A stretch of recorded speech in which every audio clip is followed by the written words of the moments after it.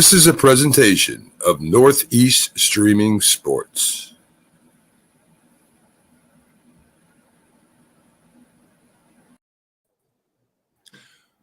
Good morning, everybody, and welcome to another episode of the Mac, Jack, and Jim this Sunday in football.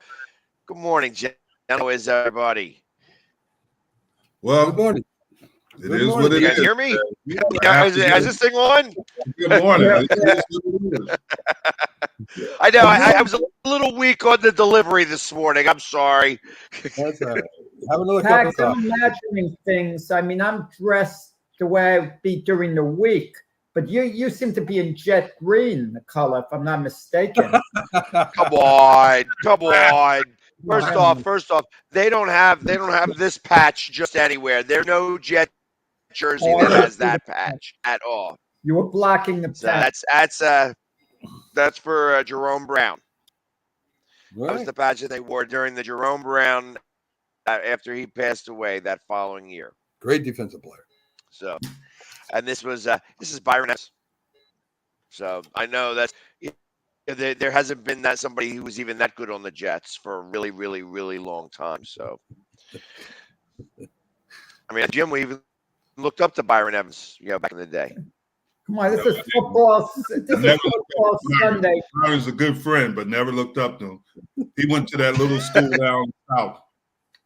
Guys, Arizona. last He week, looked up to me. Trust me. Well, that's just because you were a couple inches taller than he was. That's all. Nah. Guys, anyone watching this show now is going to think we all hung out last night and had a little too many. We're not talking football. This is football Sunday here. And last week, opening game, Jack. were there any big surprises? Jack, we don't have the right to talk. Our team's lost. We got to make sure we talk about something else. No, not the No, Giants. I'm talking about me and Jack, not you Yes. two. Yes. Yeah, but I'm used to it, Jim. It doesn't phase me as much as you. So I want to throw this question right out there right away. I want to hear your take on this, Jim. So Dak gets injured, and he walks off the field, like in the middle of a drive, just walks off the field. Do you think that was the way he should have did that? Well, there wasn't much choice. Why not take a knee? Why not take a knee and act like, say, you're injured? He was injured, Have a obviously. little static, Pags. Well, here's the thing, and I've always been like this. When I broke my hand, I wouldn't. There's no way that I'm going to lay on the field. There's a story behind that. My mother told me if I ever lay on the field, she was going to kick my behind. But other than things like that, some people are like that. They will not lay down on the field. It's a pride thing. So I understand that. He did fracture his hand. It wasn't as severe as they said it was at the beginning. So there's a possibility he could be back in a couple weeks. But I understand that totally. Years ago, I'm not sure that the rule changed when Jim was playing. If a player would get injured, they would either have to carry him off the field, the other players drag him off, or they'd have to use a timeout. So you had the very unsafe scenario of a player getting injured and his teammates late in the game dragging him off the field. So But that's in 2 minutes, Jay. Timeout. That's the 2-minute rule. And then within Right. 2 minutes, that's when that comes into play. But Yeah, it's a I just felt that in dangerous that situation, they were. scenario. Huh? Go ahead, Pags. I thought that in that scenario, as they were driving down the field, they hadn't really scored a lot of points. They had just completed a ball, and you could tell that he got his hand hit. That was the second time in a row that his hand was hit. And he just starts walking off the field. They didn't prepare. Like, they weren't able to change the play. They weren't able to, like, Cooper didn't get, like, a 1 or 2 throws on. He just runs right in there and has to go right into the play. And I'm thinking that there may have been some awareness that Dak should have done to, like I said, just take a knee. You're not laying down on the field, but you take a knee because you're hurt, and you got to you want your team to be able to get together and make that happen. That's probably a good idea to do it that way, but most guys in that situation really don't think about it. They're thinking, "Oh shit, something's wrong, and I got to get off of here." So And as me and Jack have said, not only is Daniel Jones the best quarterback in the division, but he's the toughest too. Oh yeah, wasn't he injured in the year? The year that he was supposed to take over for Eli, he started taking over, and then he got hurt. Was out for a bunch of games. We're not talking about that. Well, with the Dallas Cowboys, the two ways of looking at it, it's only one game. If they win today, I mean, things could straighten out. But at what point do you blame their coach? Mike McCarthy was in the hot seat before the season even began. no, With all the injuries piling up, can you really blame the head coach? I There's only don't. so much you could do. First of all, if you listen to me for the last couple of weeks, the biggest concern I've had about the Cowboys is certain things. First, the offensive line. I don't think they're very physical. And although Zeke ran actually really well, he ran. They didn't run him enough. But I think they have some issues. I think the play calling it's more Kellen Moore than Mike McCartney. I mean, he went back to Boise State. He was running Boise State plays, all that trick jump. Sometimes you got to punch somebody in the mouth. And that's just my opinion on it. Defense did some things. They held Tampa Bay to 4 field goals, but they got some issues, and they don't have that guy on offense other than Zeke who can make plays. CeeDee Lamb is not a number one receiver, and that's just the reality of it. Do you think they're going to regret moving on from Amari Cooper? I think they will, because they don't have that second. They had the Noah Brown. I looked at his stats. He was a 6th or a 5th round pick. He was a 4-7 guy. I mean, that's your second receiver. Michael Gallup still won't be back. So, you got to do it. But, hey, nobody's going to cry for you. You better play. They better play better today, because Cincinnati's coming in here licking their chops. Good morning, Keith. And we brought on somebody else whose team also lost last week. That's baseball season. Keith Engle. What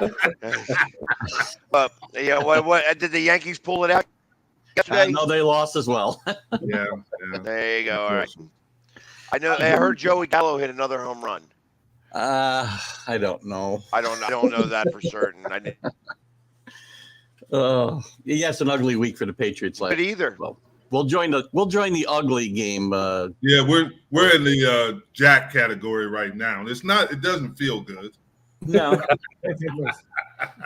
but we won't try to overreact too much. So yeah, it's still 16 more games. What the heck? You never know. Which How is come in football? Wait. How come in football, when there's 16 more games left, we say, "Oh, there's plenty of time. It's only one game." But if the baseball season only has 16 games left and the team's playoff position is on the line, we go only 16 games. It's like the season's just about winding down. Well, because football, it's just beginning. 97% of the season's behind you already. There you go. So. Yeah. But here's something that I noticed this week is not just that, but around the league, there were more injuries on teams than I've ever seen in the history of the NFL. I thought that was unusual. Not every team, but a lot of teams have a lot of injury. Just, for example, Tampa Bay's got four receivers that are questionable to play this week. And you see it, the Rams and various teams around the league.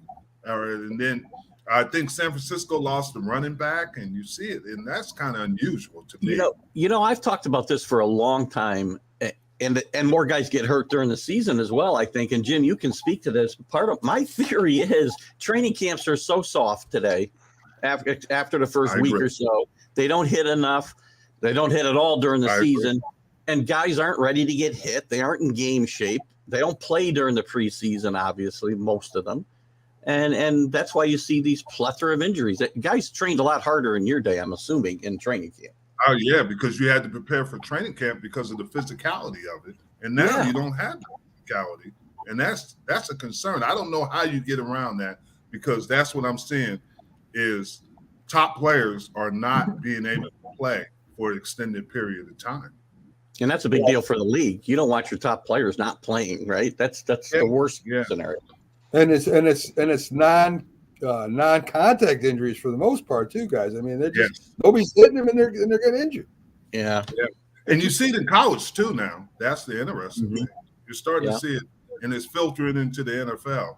All these spread offenses, and nobody wants to punch in the mouth anymore. Everybody wants to be out and finesse you. And I think that's. I just have a theory, being a former marathon runner. I think the players cool off too much. You have to be constantly in motion.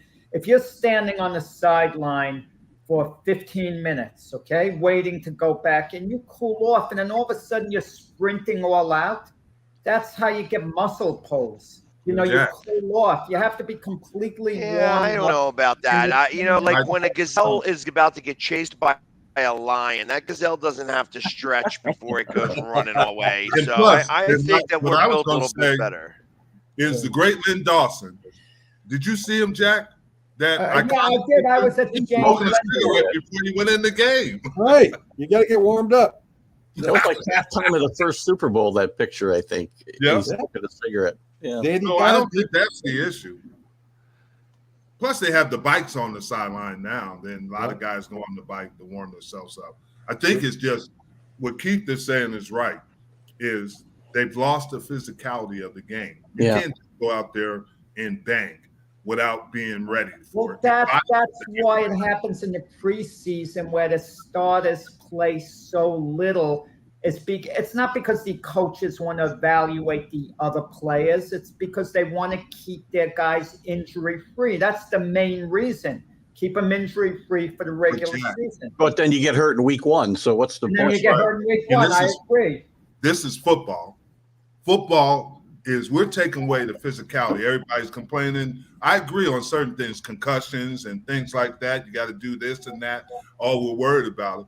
But if you play, you signed up for it. You know what it's about and what's the risk. You know it. And you know you see, Jim, right? And we complain, you touch the quarterback, it's called a personal foul. But they're getting hammered right now, and they're not calling penalties on that. That's crazy. Yeah, Mac Jones. Yeah, that was it's well, bad. What about resurgences? Guys who have been out, who've been injured. We've written certain guys off. Saquon Barkley was young enough to come back. Yes. That wasn't a shock. But Julio Jones, watching him against Dallas, he looked closer to being the Julio Jones of old than an old Julio Jones. I mean, he looked like a kid out there again. He had enthusiasm working with Tom Brady. What a pickup that's going to be for Tampa Bay if he stays healthy. I agree, but let's wait on that one because, they struggled against New Orleans in the last couple of years. New Orleans knows how to play Tampa Bay, first of all. And then I give Brady all the credit, but now the receivers are injured. We'll see how they do with because that's going to be more pressure on Leonard Fournette and more pressure on Julio Jones because they don't have Gronk there as their outlet. And Julio has a history of getting hurt during the season as well. So. And you can't double. You can double Julio Jones now, so it's going to be a lot more harder for him to catch it. Yes. But he'll be better if he can stay healthy because he's got Tom Brady as the quarterback and not Ryan Tannehill. No question. But that's my biggest concern for it. Obviously, it happened to the Cowboys, but there's going to be teams that are going to go up and down because of the injuries, and they don't have the depth. And so, wait. So, Jim, you're saying the Cowboys are in trouble. That's what you're saying. I think they got some issues. Pags has written them off. Pags has put them out of the race. Pags the Washington Commanders are more of a threat to the Eagles now than the They're Cowboys. not the Jets. They're not the Jets, Jack, so I'm happy. I love how Jack is doing all the talking to me. It's like I could talk for myself. With New England. I just want to point it out. The Jets are tied with New England at this point. Can Cooper Rush? Can they keep them alive until Dak Prescott comes back? Is a big question mark, right? I don't think so. Regardless if that was there or not, if you remember, I said they'll be 2-3. That's true. 2-3, And now that looks still more stay like with 1-4. No, I still think they'll be 2-3. They'll eke out. Who knows what games they're going to win? But they can. Their defense, if they can get some turnovers and put them in positive field position, they got a chance. Because their defense but the problem with their defense is their middle. Their two defensive tackles have some. They don't have that stalwart inside, but they got Parsons and they got enough pressure on the edge. But people are gonna run against them. They're gonna try to power. And that's what Dallas was, right, Jim? They were stout up the middle back in Doomsday. You couldn't run or throw against these guys. Yeah, and that's the little bit. But I think their defense can play well enough to keep them competitive. Okay, and they'll steal a game once everywhere. who means more to their defensive unit? Micah Parsons to the Cowboys, a TJ Watt who's going to be missing about 6-7 games for Pittsburgh. Who means more? I hope it's TJ Watt today. That's what I hope. TJ Watt means more to the Steelers. I think he does, actually. Well, I put them about equal, actually. I put them way I about would have to equal. agree with. But the issue is that scheme that they run in Pittsburgh has been there forever. If you remember, they played. That's the scheme. But so they'll find somebody who helps. Guys, but this is my point with the coaching. Okay, the Cowboys could not afford to absorb a loss of Micah Parsons. Their defensive unit would be hurt so badly. The Steelers might be able to get away with it to an extent because Van Der Esch isn't on the team anymore. Yeah, Van Der Esch didn't make the team. Oh, okay, I thought who's the other guy? Who's the other guy who goes out there and gets hurt every other play? No. The point we're saying is Mike Tomlin is a superior coach to Mike McCarthy. So the Steelers can compensate. You got to also remember, Jack, Tomlin's been there, and Tomlin has never changed that system. That system is what they do. That's the Pittsburgh way. I was with Mel Blount on Tuesday, and he was talking about that. It's just the way they do things. He said they have a system, and they're going to do it, regardless if you like it or not. That's what they do. All right, Frankie. I disagree. Get out of here. Come on, Frankie. Frankie better be careful. We'll be 0-4 if we're not careful. So Frankie's one of your guys? He's a Patriot guy. Oh my goodness. Yeah, and just because Frankie's bandwagon, he put this up there twice. This is a football show there, Frankie. You have to tune in tomorrow for the Glove Fist. Frankie, tomorrow night on Glove Fist, tune in between 7 and 8 Eastern time. Ask the question because it is football Sunday. Unless we could get around this talking about Too Tall Jones, we can't talk that. Wow, I can't wait till you meet Too Tall, Jack. I hope it's Hey, Too Tall knew where the big money was. I'm gonna tell him to step on you. Yeah. That's a mean looking. He's got like size 19 feet, Jack. A Super Bowl ring or a heavyweight championship. Interestingly enough, I have the story about Too Tall Jones. That's how me and True Blue met. That he saw Too Tall Jones out at the draft. We were out all at the getting a beer. And he needed to take a picture with him and Too Tall Jones, and there's only one person standing around that could take the picture. Yeah. An Eagles player.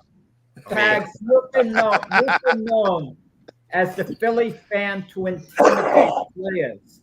Has a player ever intimidated you? We never asked that because a guy like Too Tall, I wouldn't mess with him. Something about him, he gives me the chills. Jim, I could get inside Jim's head maybe and mess with him, but Too Tall gives me the chills somehow. I don't know what I mess with him. Have you ever backed off? Because you figure this guy's really nasty. He might really come see me later on. No, I've had some interaction with players. I've had people that have responded, but never that I felt threatened. Again, it's because of the way that I banter. I don't take it off of the field. I'm not going after them. Like I may attack them a little bit on a personal level, but that's like their favorite meal or that they live with their mom. You know what I mean? Or that their girlfriend's ugly. I'm You not can't mention going below other the belt. stuff, Pags. Oh, No, by the way, I'm that's- going to. No, oh no, I'm no, going no. back I don't to talk the about. first I don't talk badly about their mom. I just make fun of them that they live with their mom. You know, What's so wrong it's a with living with difference. your I'm mom? not. I don't ever go below the belt. So that's what makes it fun. If I start getting under somebody's skin, you ask Russell Westbrook, and he knows all about how I get under his skin. Listen, I think it's interesting, but that by inference, Jack just said there are defensive linemen in the NFL he would take on. Which I just want Jack to. He doesn't even have to come through the middle. Just run the ball and just let me get one hit, Jack.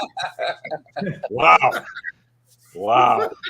bottom of a one-man pile. Jack, I'll see you on the other side, buddy. So Keith, real quick, because I know that you have the least amount of time here. Yeah. Anything that you expect from your Patriots today, or are you just chalking this up for another L?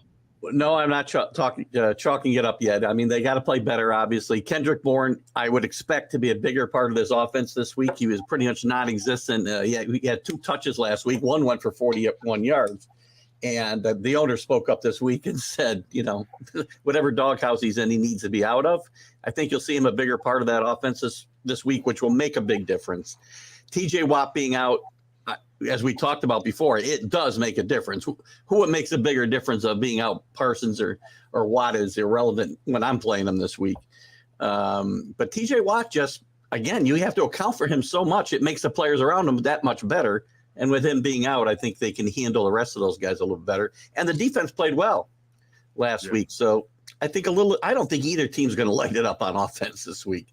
This game's going to be a 19-16 type game, I think. You think so? I do. Trubisky didn't play well last week. And Mac Jones had his problems, obviously, and the offensive line did. So if they can play a little better and run the football a little bit, they got a shot. Otherwise, we could be looking at 1-4. Realistically, they only gave up 13 points to the Miami offense because there was the sack on Mac Jones that was returned for TD. So New England's defense played pretty well. They did. There was a long pass to Waddle. But that was the one that hurt, right? They had some blown coverage and bad. Dugan took a bad angle on the play and had no shot at him. I mean, other than that, the defense was very good. They shut the running game down, which Miami usually is fairly strong at.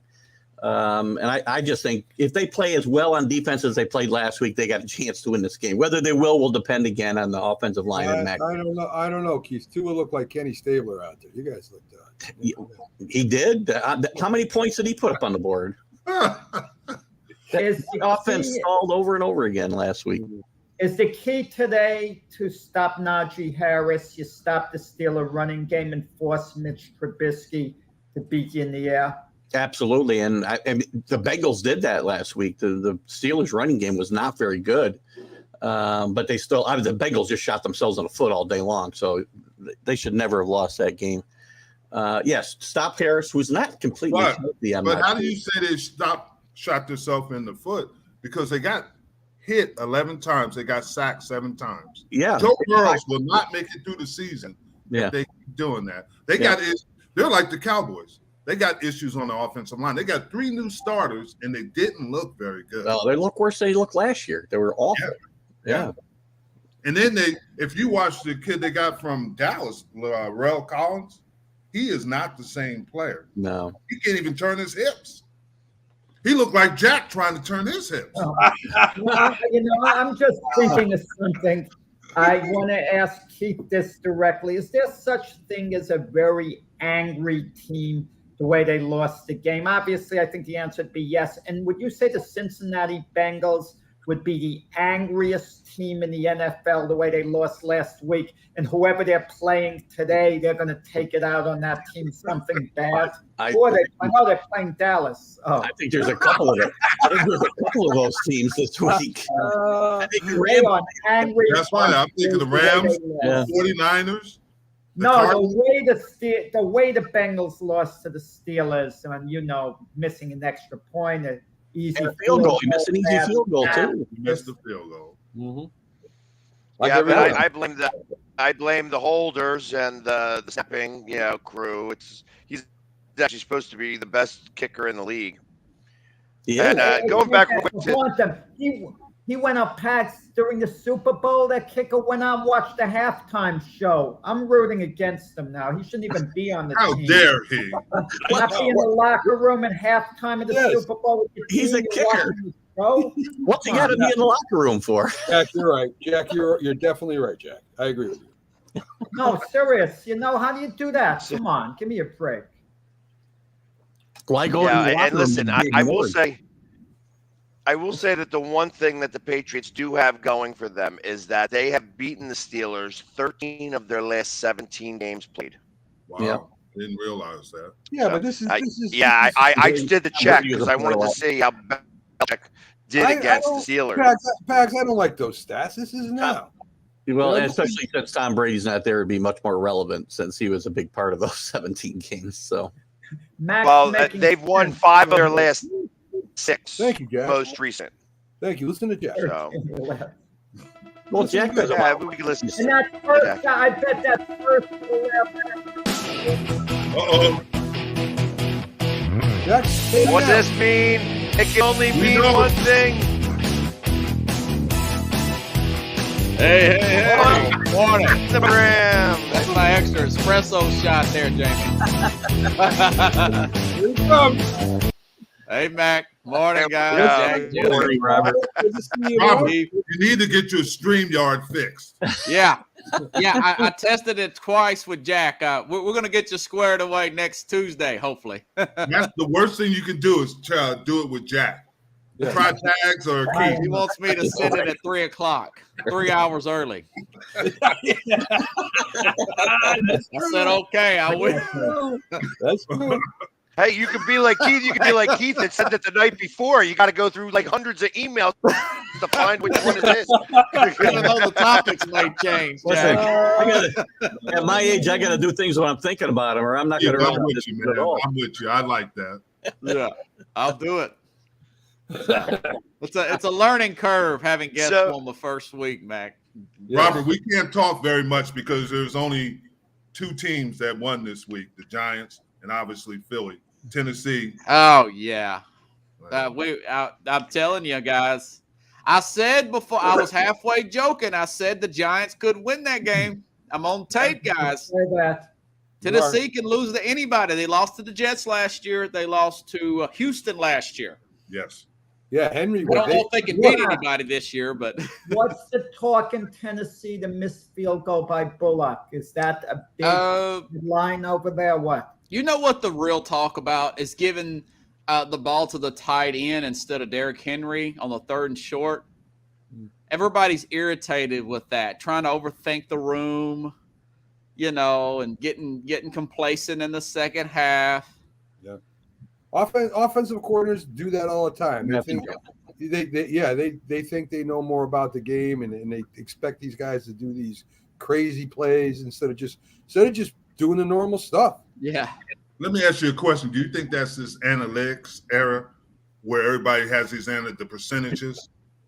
Yes. That's why they're doing that? Guys, that's great for basketball 82. It's even better for 162 in baseball. And football, I'm with John Madden. You got to throw that thing away. Like he told Ron Rivera.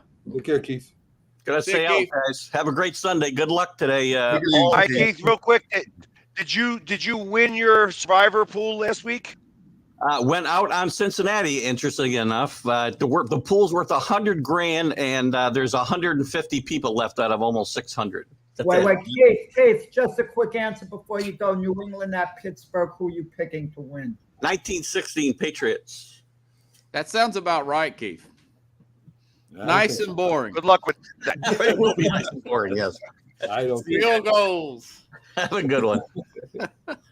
Have a good one, Keith. A lot of field goals.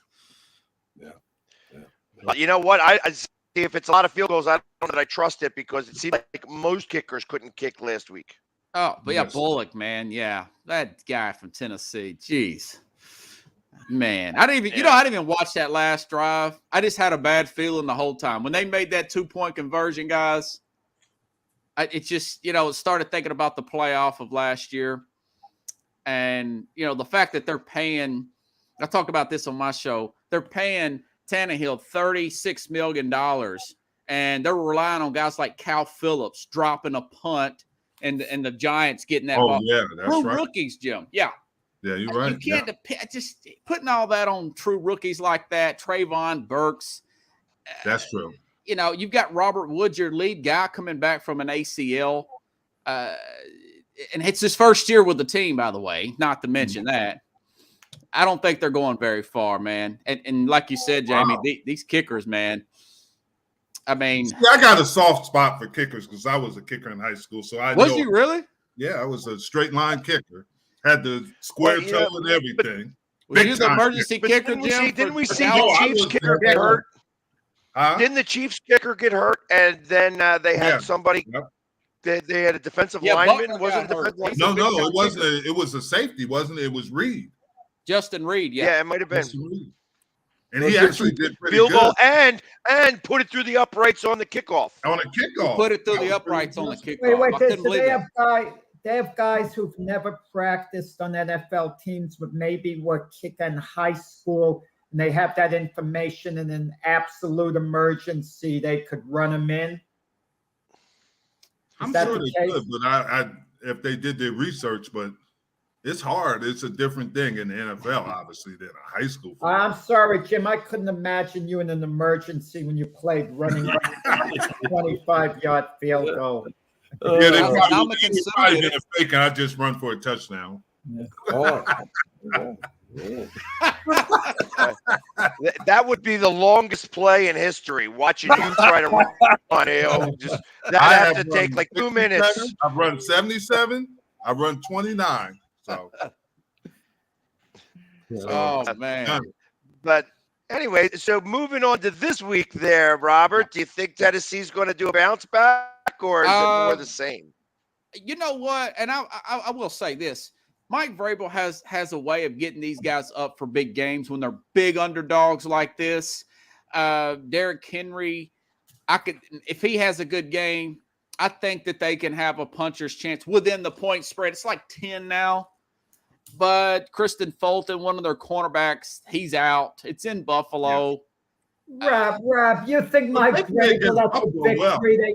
They cover the point spread. They couldn't give a darn. They're 0-2. It means nothing at all unless you have a particular bet on the game. I mean, they're playing at Buffalo. What are their chances of winning the game? I think pretty small going into Buffalo. Well, now running the football. Now, Buffalo's been told how great they are for 10 days, guys. And Gabriel Davis may not play. There's a chance that, like I said, Henry would have to have about 200 yards here. but they beat Buffalo last year. They beat them here in Tennessee last year. And they beat them the year before that, but those were both in Tennessee. They lost at Buffalo about 3 years ago. I think it was Allen's first year. So it doesn't look good, but hey, this is professional teams. Jamie, I give you credit. Seattle beat Denver. I didn't think Seattle had a shot to beat Denver. Good call there. Now, I was right about Detroit keeping within the point spread last week, so I guess we're even there at 4.5. But now Tennessee's no, absolutely. And I think this is going to be a closer game. I think that the defense is going to come to play against Buffalo, and that it's not going to be a runaway. That you guys are like when you say a puncher's chance, I think that you'll have the ability to win a game. I don't know that you'll win the game. Yeah, well, Tennessee's pretty ticked off right now. Maybe Tennessee should look at the film of the Giants-Titans games, guy. Maybe that will help them out a little bit. I'm going to tell you, I don't know whether you guys remember the 2-point conversion, the way Saquon Barkley ran it in. He should have gotten tackled short of there. He was right in front of two of the defenders, and they reacted so slowly, and Saquon Barkley went by him. That would have ticked me off. No one has mentioned that. Well, that did tick me off, actually. That's why I didn't watch the other possession, guys. 200 rushing yards by the Giants. Y'all got to be feeling good against Carolina today. 164 of Barkley himself. Stuff like, I think Vrabel can fix that. I think he can fix that because Tennessee was a top 5 rushing defense last year, and they have a way of containment. So I think they'll fix that. but Buffalo's not really a rushing team. If Buffalo gets overconfident and turnovers, anything can happen, guys. I think a lot has to do with DeBall being the offensive coordinator too, right? I mean, he knows what Buffalo does on defense for the most part. Yeah. So I think that helped him out too. Yeah, that's true. And you think Buffalo could be sniffing themselves a little bit? Yeah, well, since last Thursday, you think about from Thursday to Monday, that's the longest. That's almost like another bye week, Yeah. So, yeah, the 10 days. 10 days like that. Guys, Buffalo's a special type team this year. They're going to be the one team the whole NFL is going to focus on. You're talking about like 15-2 or something like that, maybe 16-1. Their record, they're gonna be under the most pressure going into the playoffs. They absolutely have to get bare minimum to the Super Bowl, bare minimum, and they're going to be under more pressure than any other team. And they are right now. But I think because of that. But I think because of that, you're going to have other teams.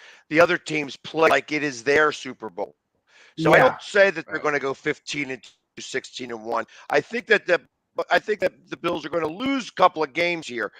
I got them like 13-4. That they're going to lose some games, and this could be one of them. It's like, especially because they seem to lose games that have mega meaning, but not necessarily at the time that they play. So this is one of those games where that Tennessee could actually come out a little fired up and keep this game close. And like I said, I think that they're going to have the ability to win the game. I don't know that they will, but I think that within that last drive, they could win the game or lose the game in that drive. Kind of similar to the field goal. So, Western New York is a different place. I've been there. I played there. When you go to Western New York, those fans are different. And those fans, we always talk about the Bells Mafia. Yeah. And they will cuss them out at halftime if they're not satisfied. Trust me. Oh, man. When you go in there, there's only one way in and one way out. It is like a war zone. Yeah. It is like they have open fires and everything. They will play well this week. Trust me. Broken tables all over the place. It's crazy up there. It is crazy. Listen, no, I've been to Buffalo. I had a ton of fun. I loved going to Buffalo. Well there. Where they struggle is on the road, but when they're at home, you look in that stadium. They don't know how to pick games up there, but that's okay. They are always rooting for their Bills. When I was asking people what they thought the score would be, they would say like 33-4. Yeah. Well, let's not forget about the Chiefs, guys. I mean, the Chiefs. Yeah, I'm not saying anything bad about the Chiefs. Anytime you get Patrick Mahomes, you got a chance. Yeah. No Tyreek Hill, no problem, guys. I said that. Yeah, you did. The offensive line, they're all intact. It looks like Mahomes has taken another step this year. He's more patient with the football. I don't think he's got an interception this year. It's one game. What do you mean? 2 games, Jack. That's one. 2 games. They played that Thursday. I talked to you. Oh, 2 games. They played Thursday. Yeah, you're right. He thought he had a hot take. He doesn't remember. He's still trying to figure out how to go on your show there, Robert. Let me tell you, the Chargers kind of let that game kind of get away, getting a little conservative. They had a 10-point lead, and somehow their mindset was, we have a great defense. We're going to nurse a 10-point lead. You can't. That wasn't the case, though. I mean, because they had a 10-point lead, and then Kansas City went down and drove down. 2 minutes later, it was back to 3 points. So it wasn't for very long that they had a 10-point lead. Yeah. And let's not forget about the Chiefs' defense. I mean, Jones is playing better than he ever has. Yeah. You think so? He has always been pretty darn good. That's true. But remember, it's the team. We keep forgetting it's the team that wins, not one person. Yeah. Right? I mean, they depend on each other. Yeah. And then they lost their number one cornerback in McDuffie, and the guy comes in, he intercepts it, runs it back for 99 yards. Yeah. Lost McDuffie. I think he's going to be out 4 or 5 games. Their coordinator is experimenting with a new scheme there up in Kansas City, and it's working so far. Yeah. Listen, reports are coming out, since we're in Kansas City, that Eric Bieniemy has got shut out completely from play calling, that he's just there. He's a coach in name only, and he doesn't have any real responsibility, that Andy Reid is calling all the plays. Supposedly. That's what the word is. Yeah. I don't Yeah, know. and maybe that's why that they're running the ball better now. Matt Nagy coming back to the Chiefs, who used to be his offensive coordinator, Andy Reid's. I mean, Eric Bieniemy, I don't know what the deal is. I mean, he has his contract. He's making a living with the Chiefs. And it's a very sensitive situation because he was supposed to be the next hottest coaching candidate. And if anything, he's slipping further and further away from that. And I know you mentioned, Jim, a while ago, it's more than that because maybe some things out of his past. Yeah, that's what I hate about society. If Eric Bieniemy shouldn't be coaching in this league, I want to hear about it now. I don't want to wait till he gets a job and then everyone comes out of the woodwork. I absolutely hate that. Mm-hmm. Well, guys, the assistant general manager for the Chiefs is the general manager of the Chicago Bears. He didn't even interview Bieniemy. They've got Matt Eberflus from the Colts up there. So there's something there that maybe he was a little bit overrated. Now, a lot of Andy Reid's offensive coordinators, that's been the knock, that Reid's really calling the plays, and he always has been calling the plays, if not the majority of the plays anyways. Yeah. And then there was, speaking about the Bears, I know the field was in awful shape, but there were a lot of people on this show that said the Bears had no chance of winning. They're horrific. I know one certain person said they were horrific. They have no chance. They might go 0-17. Yeah, that's just. I said they'd go about 4-13. So Justin Fields, Justin Fields threw 8 passes in the whole game, and Jim is talking about what a masterful quarterback. I didn't say that. Well, that's what you're thinking. So, I just heard that they're going to be pumping Lake Michigan into Soldier Field, so they were going to have a better chance. They did already.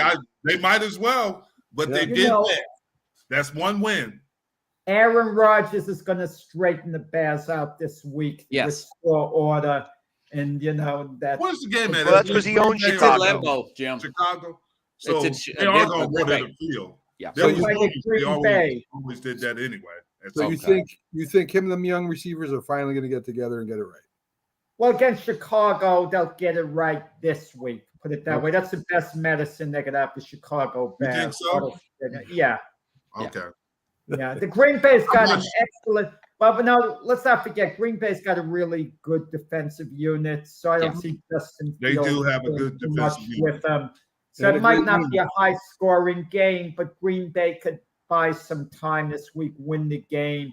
Aaron Rodgers could get a little more in sync with his receivers. And, if you're in the Green Bay front office, are you getting a little tired of Aaron Rodgers, all this drama, or is it overplayed in the media? Are we overplaying it more than what's actually going on behind the scenes? I think they are. I mean, there was some drop passes from those young receivers there for Green Bay. I mean, a wide open touchdown. The guy was a rookie, though, So I think they'll bounce back. And plus, Bakhtiari was supposed to be back. I know Lazard will be back this week, by the way. Yeah, he is. But let me ask you this on that whole issue is that Aaron Rodgers didn't come to OTAs. He stayed away from the Green Bay Packers. And now he's complaining about these young receivers. Isn't his responsibility as the leader of that team to teach that? He could have did that in the offseason. That is a big criticism, well deserved for Aaron Rodgers. You got a whole new staff there, man. Aaron Rodgers, Russell Wilson, you guys should have been playing preseason games. Brady would have played those preseason games if it was his first year with Tampa. I just don't understand with those new players like that, what he was thinking. I think he'll bounce back, but man, you've lost 2 of your 3 wide receivers, including a number 1 and regarded as the top receiver in the league, and Davante Adams. Davante Adams looked like one of, if not the best receiver. Justin Jefferson would argue that. Yeah. And 17 targets. But he looked. There was another guy in Philly who also could argue that. AJ Brown. No, it's Justin Jefferson or Davante Adams. Trust me. Those guys are. I know. You're a hater. We got it. Yeah, He's just the guy, AJ Brown. He's just the guy. Those guys are explosive. No, Pags, Devontae Smith, and this is second year, should be establishing himself as one of the best receivers in the NFL. He didn't catch one pass last week because Jalen Brown was targeted, and he said the right thing, to his credit, Devontae Smith. That's why we got him. It sounded all good, but this isn't going to work out unless he's targeted an equal amount of times. I think that was the shiny new toy in week number 1. He had the better looks. Devonta Smith, that first pass that it got thrown to him was way off. He got it listed as a target. He was able to get his hands on it, but it was such a bad pass thrown to him. And all the other targets that he had were not really catchable. It wasn't like he dropped the ball or anything like that. Listen, you get your hands on the ball as a wide receiver in the NFL, you got to catch it. That's the way it is. I mean, that's like somebody who never played in the NFL, but that's okay. Nice shot. But that's okay. I'm a big bad boy. Football is football. It doesn't matter where you played it. Jack was a quarterback, so I take this. No. The same principles of football apply whether you play in the NFL, a two-hand touch. Case in point, and even especially Jim would agree to this.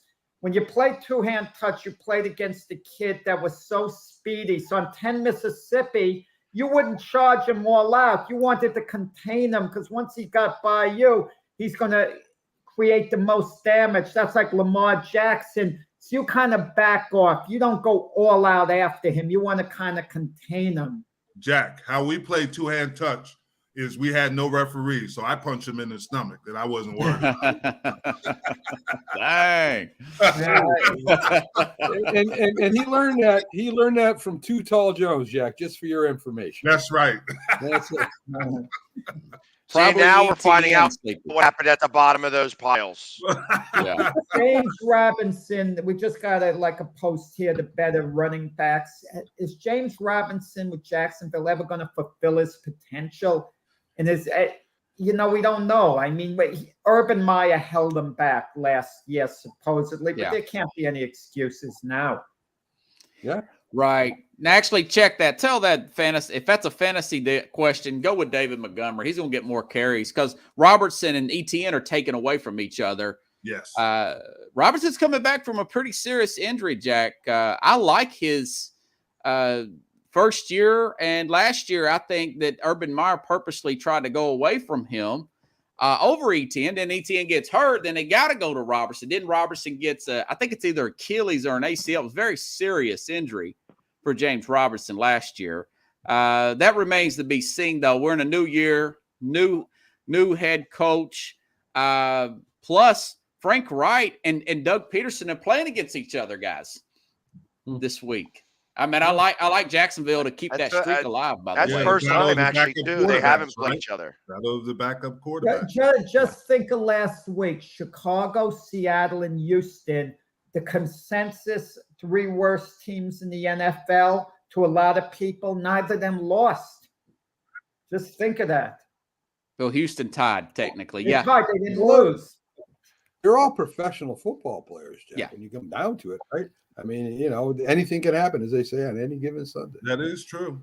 Opening week, guys, Jacksonville, the year they got Trevor Lawrence, they won their opening week game and they lost the rest of them. So keep that in mind. Seattle, I think they get trounced today by San Francisco. I think Jacksonville. Houston. Yeah, I think they definitely. If Houston beats Denver, a lot of people is going to question Russell Wilson's contract. But here's the thing you got to remember, Robert. You're going to wind up questioning. Yeah, you might be right, my friend. You might be right. Yeah, and Lovie Smith. If you look at his background, he has made his teams competitive. I'm not a big Lovie Smith fan, but all the teams that he's coached in the NFL, not in college, have been competitive. Oh yeah, that doesn't mean he's going to win. Horrible, Illinois. Well, he took the Bears to the Super Bowl, so he's a Tony Dungy guy too. Yeah. And what I don't understand, Jim Caldwell, how come he couldn't find his way back into the league? He had 2 stints with the Colts. He took them to the Super Bowl. He made the Lions very successful. The last winning record they had was with Jim Caldwell, and they fired him with a winning record. Why hasn't he gotten another job? I don't know. It's just a lot. People are looking at these young gurus. That's what it is. It's a youth movement. Yeah. Everybody kin to Kyle Shanahan or coach with Kyle Shanahan or had a cup of coffee with Kyle Shanahan gets a job. Yeah, you're right. Yeah, they're looking at. I wish But they a lot of them would give give a a job too. to Gannon, the defensive coordinator of the Eagles. I wish he would have gotten a job. I don't like vanilla defense. I'm not a vanilla guy when it comes to defense. You guys, to give up 35 points. 35 points against Detroit. You heard about Kingsbury being the newest one on the hot seat, right? The Cardinals. And I've coached and I like Cliff. Yeah. But you look at his background, and he was at Texas Tech. With that guy he had there at Texas Tech, he still wasn't that great in the Big 12. He goes to the NFL, and Kyler Murray didn't look good. I'm sorry. No. I've never been a Kyler Murray fan. Yeah. What contract are the teams going to regret more? What's going to turn out to be a worse contract? The Russell Wilson one or the Kyler Murray one? I think it's going to be Kyler Murray. Kyler Murray, I think so too. Yeah, Wilson's already proven, Jack. Cliff Kingsbury, I expect them to lose today. Kyler Murray hasn't looked good, guys, since about Thanksgiving of last year. I agree. And they usually ahead in the early part of the season. Yeah. Yeah. I have a theory with Kyler Murray. He's trying to be a little more of a pocket quarterback because he's injury prone. Let him just run. Let him do his thing. Yeah, I agree with that too. Why not? Possibility. Why don't they run out of regular formation? Go ahead, Jamie. I think the Cardinals are a little bit of a front. I've mentioned a few times that I think Denver is overhyped. They may win today, but I do not expect it. And actually, I think it's going to be a lot closer game. They're going to start. Unfortunately, Russell Wilson came back a little quick from his injury to play in Seattle. So I think that injury is still going to linger a little bit longer. I don't think he's going to be as crisp. And I think it's going to start a trend here in Denver where it starts the bad play, and then you're going to start to turn the fans against. And that could be what causes the spiral in Denver. I don't know that he's going to be as good. I think at the end of this season, you're going to probably see both of those contracts look like really bad contracts. I'm going to tell you both something. Arizona of all the games today, the biggest must game of all the teams that they absolutely have to win, the way I look at it, is the Denver Broncos because they're playing the Houston Texans. Yeah.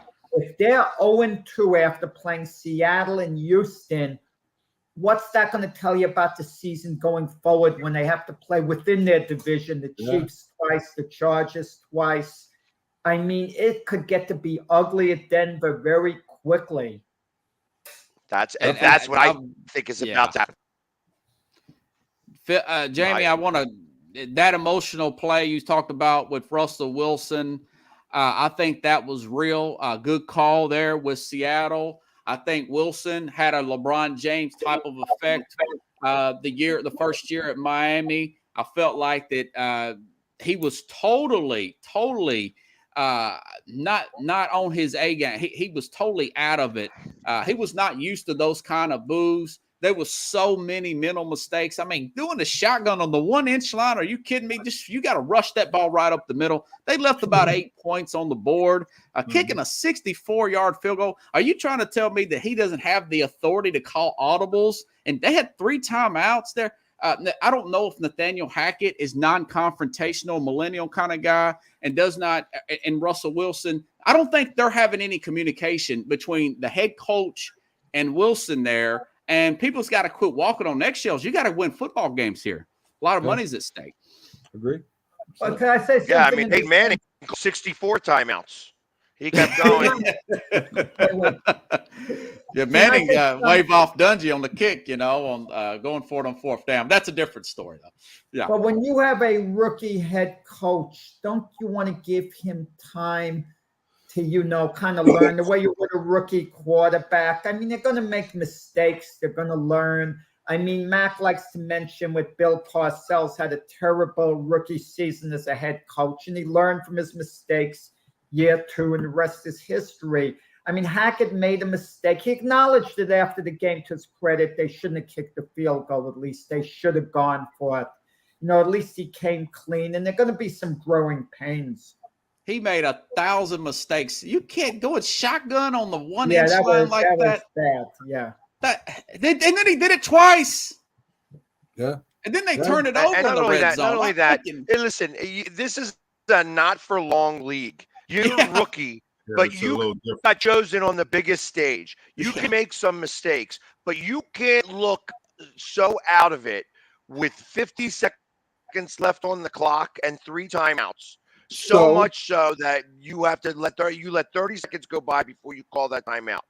So is it right to let the rookie quarterbacks sit on the bench? Well, be involved somewhat, but to sit there and learn that way first before they get on the field. Mac, I've always been a fan of that. The Depends on you have a starting quarterback too. That's plays into it. True. True. If you got an established starting quarterback, you can do that. But unfortunately, when you get a quarterback at a high draft pick, his expectations are different than, say, a Tom Brady, because he sat the bench, and some of these guys, Aaron Rodgers sat the bench. Yeah, so it depends on. And I think that went away with the new millennium. That didn't carry over after the year 2000.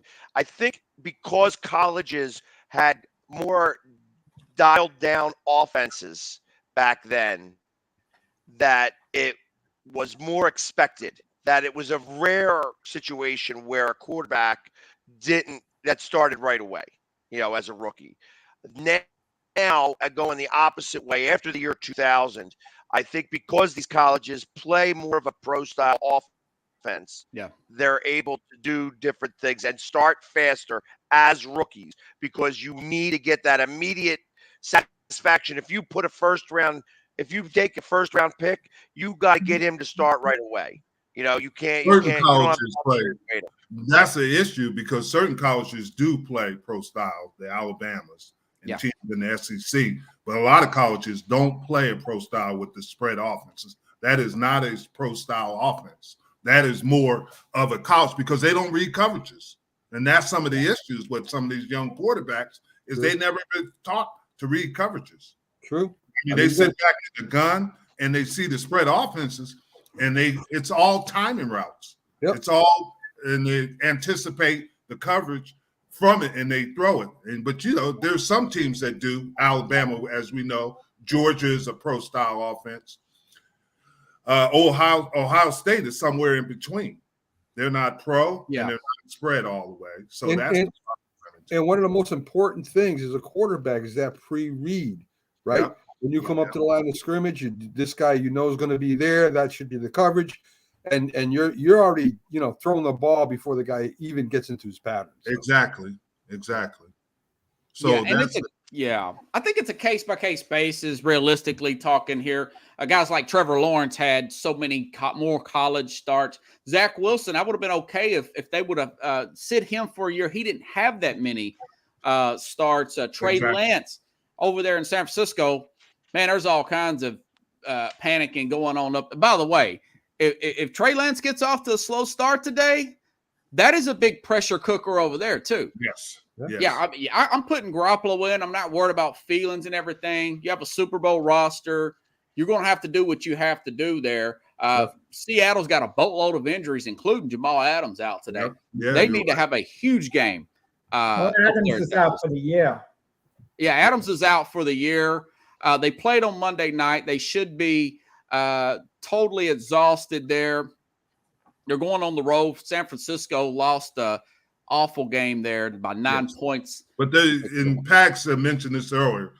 That Soldier Field, that's not an NFL field. No, I'm serious. It was. There should never be a game like that played on a field like that. Too much ponding water, Jim. Yes. Yeah. That's ridiculous. But guys, it is football. You're supposed to be able to play in all the Yeah, way. Yeah, but not with I mean, 4 come inches of on, water man. on the field. Not with 4 inches of water. Yeah. I mean, that's where, like I said, they should have let the rain subside for a minute, squeegee the field. I mean, they were pushing off something. waves of water, and then it was literally standing room of 4 inches of water. That was No, way you too much. guys are complete hypocrites. All of you, possible exception of Robert Butler. Because when I complain football shouldn't be played in weather that's about close to 0 degrees, you guys laugh it off. So you have a little water on the field. You're saying they shouldn't play. But you play with 0 degrees out. All right, Robert. Have a good All right, Sunday, Robert. guys. Thanks, Robert. Enjoy the Have a games. good day, dude. Rob, did he win the Survivor pool last week?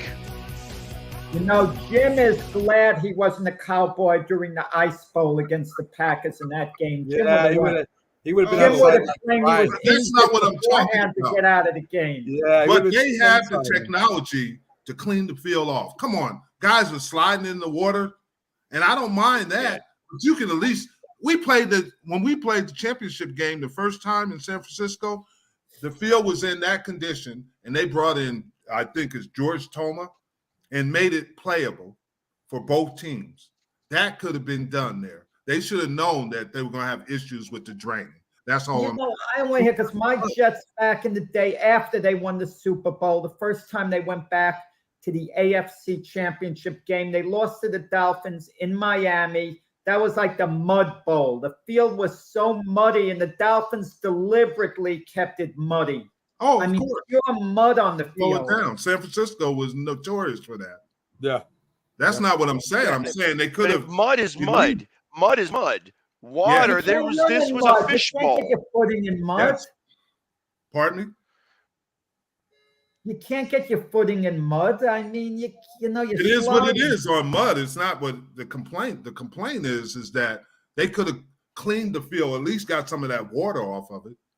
That's all Yeah, I'm it was saying. just it Well, was maybe just they too much. It was deliberately, just too much. maybe they deliberately didn't do it. They probably did. Cry me a river, Jim. Cry me a river. They would favored the Bears. Well, listen. Let's take a quick commercial break, and we'll be back right after this. By the way, did Robert lose last week in his Survivor pool? I don't know, Jamie. I don't know. I I don't know. Oh, well, it looks like I'm the only one left in the Survivor pool because you guys all lost too. So No. I'm the one that knows how to Mac play won. games around here. Supposedly Jim's still in. Yeah, because he picked the Vikings. You picked the Vikings, right?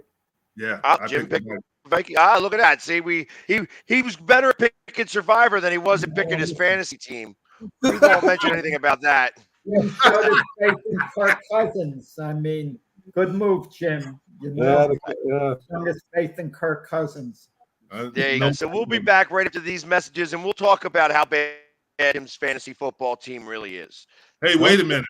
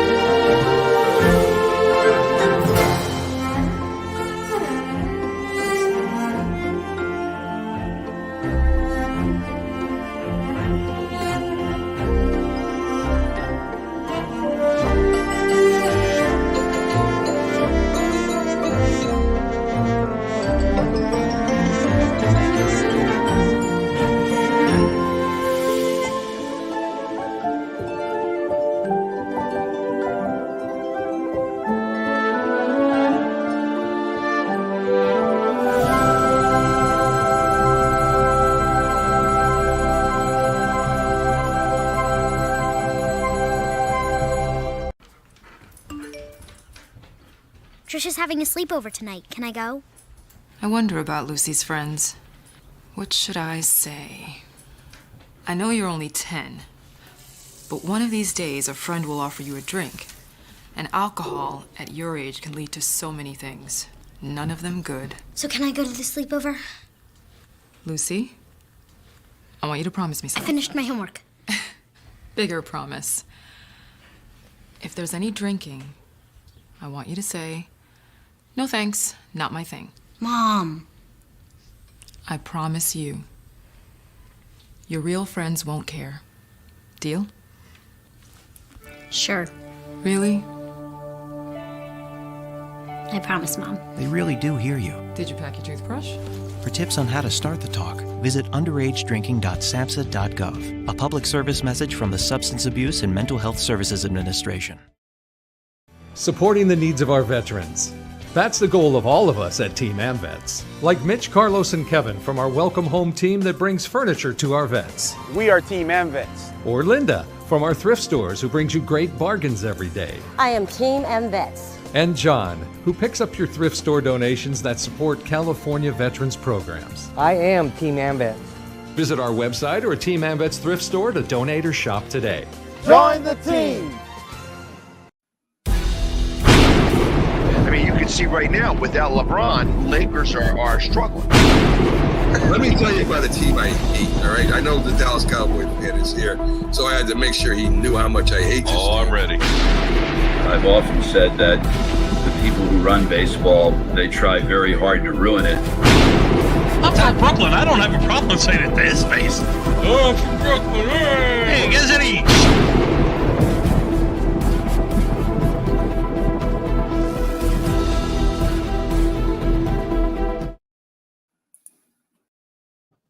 And we're back.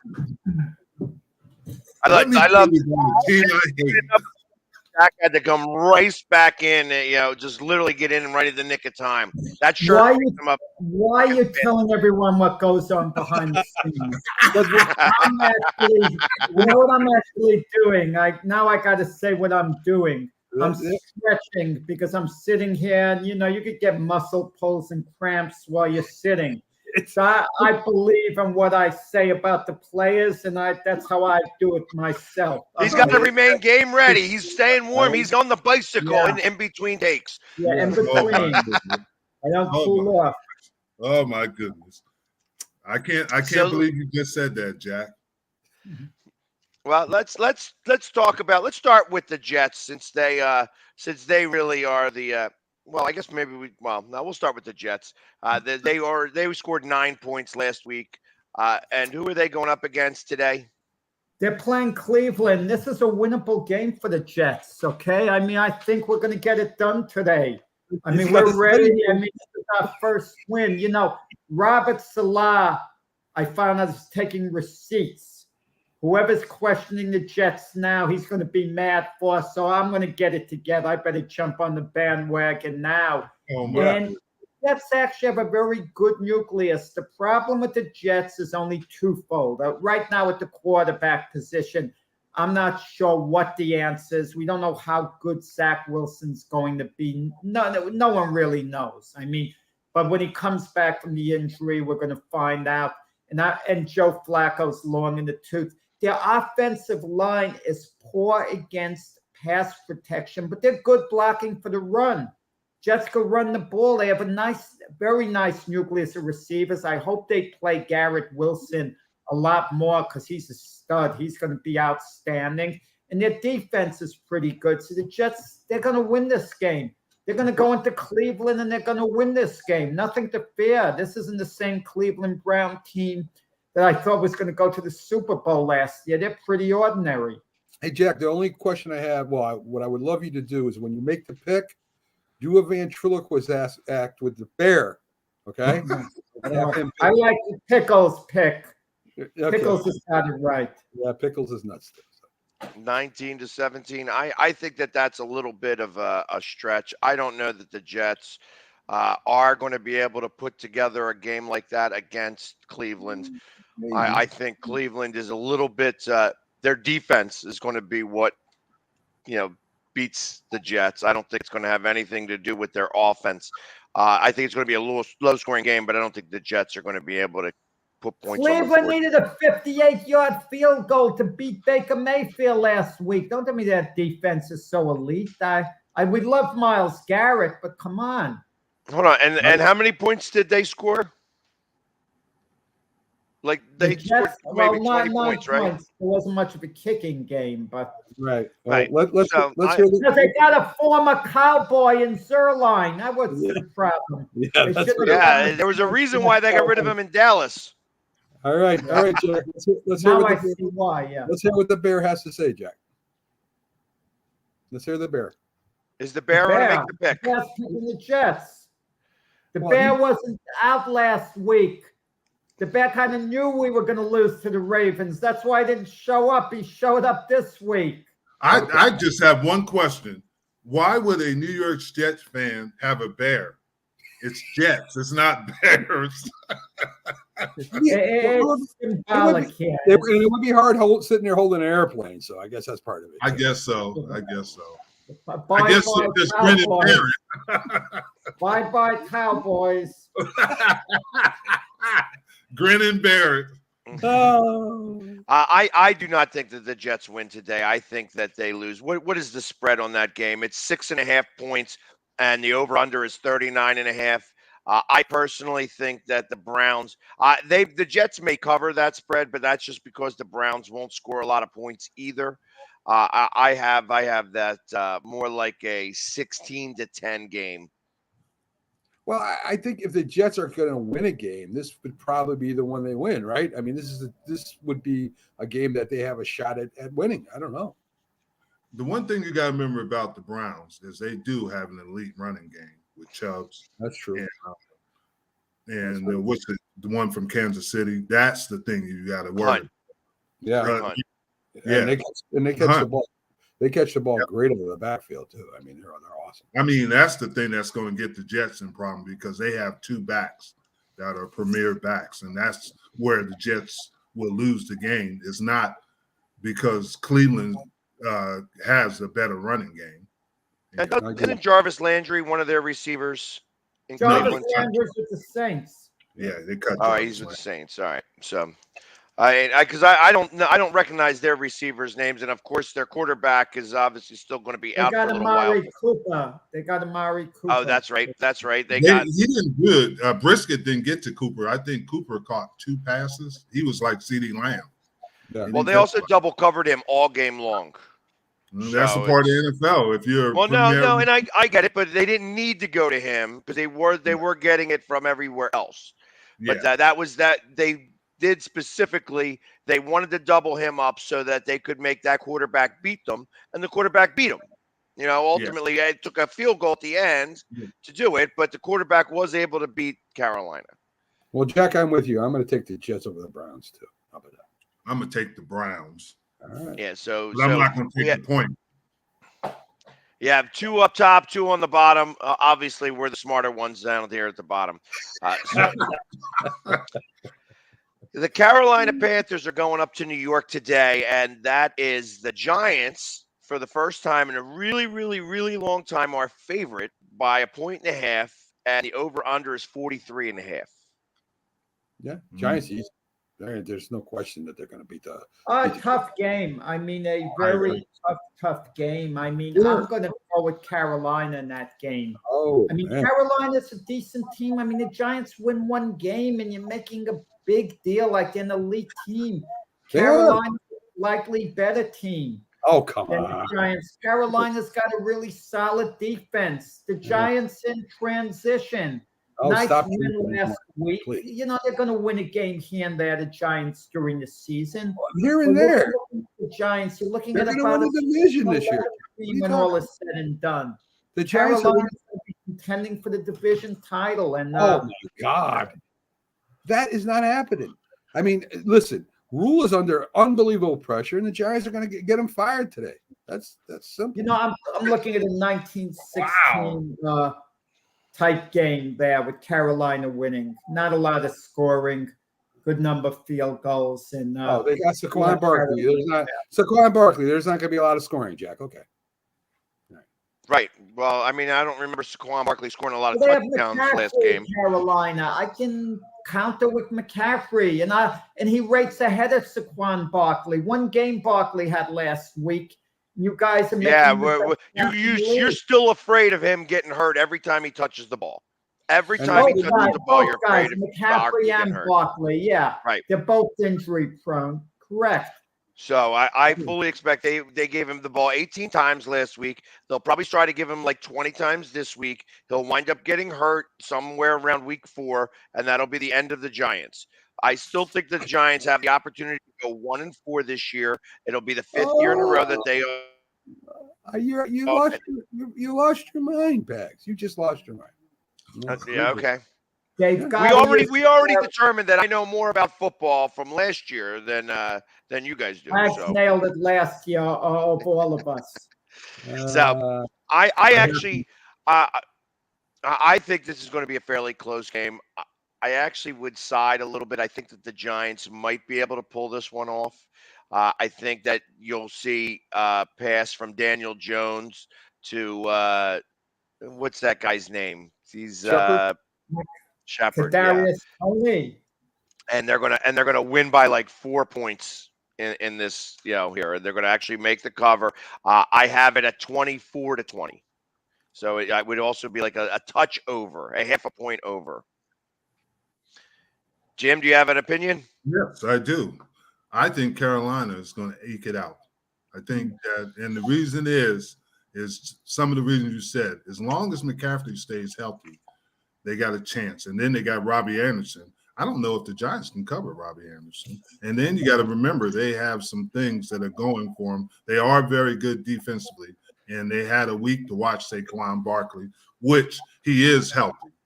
But I think they can control him. And it's not going to be a 21-20 game. Carolina wins it on a field goal, not a field goal, but a touchdown at the end of the game. That's what I look at it as. It's going to be a close game. It's not going to be Jim, you're just trying to fool everybody that you are a Giant fan at heart. I'm just being honest. I think they're just going to eke it out. It's going to be a good game now. It might be one of the better games of the day. Well, all right, let's go to the next one. It's the Patriots are going to Pittsburgh. The Patriots are 2.5-point favorite, and the over-under is 40.5. Jack, let's start with you. I mean, T.J. Watt, he has as much an impact on defense for a team. You have that rare type player like a quarterback would have for offense. I mean, people never look at it that way, like that rare type of defensive player, like Aaron Donald. Do you think he means more to the team than Matthew Stafford, for example? He's harder to replace than Aaron Donald than a Matthew Stafford. You could get a Case Keenum type quarterback, who, by the way, is the backup for the Bills, and slot him in for Matthew Stafford, and the offense is going to be nearly the same as opposed to, as it would be normally, but you lose an Aaron Donald type, and that's what I think the loss to T.J. Watt, here is. But with that said, it's Mike Tomlin matching wits with Bill Belichick, the old Lion against, I don't want to say the newer Lion because Tomlin's been around for quite a while himself, but I think Mike Tomlin's the best coach in the NFL right now. I'm not talking about past Super Bowl wins. I think he's the best coach in the NFL. And they masked the absence of T.J. Watt. Like Jim was saying, they've had the same defensive schemes always. They're the one team that might be able to absorb the loss of a T.J. Watt, at least in the short term. And I think a low-scoring game, the Steelers win. I agree with that. I agree the Steelers should beat the Patriots. It's going to be tight. I like the Pittsburgh, running. Well, they're pretty equal in all facets of the game. I'm with you. I got the Steelers winning that. I got the Steelers winning too. I think it's going to be a tight game, like everybody, but it's the Steelers' way. They love those games that are low scoring, the 14-7, the 21-14. They love those kind of games because that's the Steeler way. They want it to be a defensive battle. to give themselves an opportunity because they can't go out there and score 30 points a game. That's not what they're built for. So I think it's going to be a low-scoring game, and the Steelers are going to eke it out, just like they did against Cincinnati. So everybody's taking the Steelers. I'm going to go the opposite way. I think the Patriots go. I think this is going to be a high-scoring game. I think that this is going to be somewhat of a shootout. You're going to see Mitch Trubisky and the quarterback for the Patriots. Thank you. To score a lot of points in this game. I think that defenses on both sides are going to be a little. Obviously, TJ Watt's going to be missing, and it's going to create a big hole for them. I think that they're going to run the Patriots are going to be able to run the ball now because of that. And I think that there's, like I said, I got this like at 27-23 Patriots. Well, you do make a great point with Trubisky. I think Trubisky is way more better right now than Mac Jones, so that could be bad. Right, but I think it's going to be a point. And I think, 13 of 17 games says something. That's something tells me that somehow, some way, the Patriots are in the Steelers' head. So that's why that's true. But you got to remember, Mac Jones, he didn't practice Thursday. He had back issues, and that's what's going to affect him. There's no way that's not going to affect him during the game. Well, it might, but I think that's why the running game, that's why that doghouse had to get opened up so that they could give that running back some more time because he did pretty well last week. I think that, like I said what I said. You guys all take Pittsburgh. I took the Patriots. We'll see who's smarter next week. Right. Next game, Buccaneers over the Saints. The Buccaneers are 2.5-point favorite, and the over/under at 44. I don't like the Saints team at all. We could point to past history. Well, the Saints have had the Buccaneers number recently, but did they have their number when they played in the playoffs a couple of years ago? After beating the Buccaneers twice in the regular season, the Buccaneers beat them when it counted the most. And there's some players still left over from those games. So you could point about recent history as far as that goes. The Buccaneers' only problem is their offensive line seems to be somewhat decimated. But this is Tom Brady. He knows when to get rid of the ball. He knows when to improvise. They can work around it. I'm not high on this Saints team. They rallied to beat a weak Atlanta Falcon team last week. I kind of feel the Buccaneers, they get it done against the Saints this time. Well, I think we'll all three agree that the Saints will beat Tampa Bay again. Their defense is crazy against Brady. Put a lot of pressure on him. They sack him. Their running game with Kamara, even though he's a jerk, is a lot better than what the Patriots got. So I think the Saints easily win this one. I think the Saints will win, and just for the reasons that Max said, is that I think their defense has figured out Brady for whatever reason. I don't know what they do, but everybody else should copy it because they've done it. And I think as long as the Saints don't turn around, they're in New Orleans, and obviously in the Superdome is a hard place to play. And for a reason, the Buccaneers struggle there. Maybe they're out on the street at night or something before the game. Who knows? But no, there's something that bothers me. Maybe Jim could answer this with the NFL. You look at the injury reports, and I see a bunch of guys on both teams that are questionable. Whenever guys questionable, he always plays each week. So why even list it down? He's questionable. It's a part of what the NFL does. They require you to do that. But why, if the guy is going to play? I just want to hear about the guys who aren't playing. Maybe force a team. That's doubtful. That's what they say. Yeah. I just like Alvin Kamara is questionable. Okay, so he's hurting somewhat.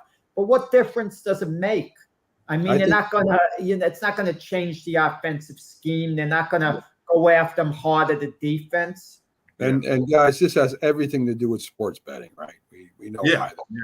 Right. Yeah. And I also think that the Saints are a little bit healthier than the Buccaneers right now. For whatever the reason, Buccaneers are a little banged up. And that's why I picked the Saints. I have the Saints with you here, and I don't think it's even going to be close. I think that in the regular season, they just seem to crush Tampa, and I got this one no different. I got it like 31-17, that this is going to be a blowout of, like 10 to 14 points. And that's what they normally do in the regular season against the Buccaneers. Right. So, all right, next game on the list, the Ravens. This is actually an interesting matchup here. The Ravens versus the Dolphins. Over under is 44.5, and the Ravens are favored by 3.5 points.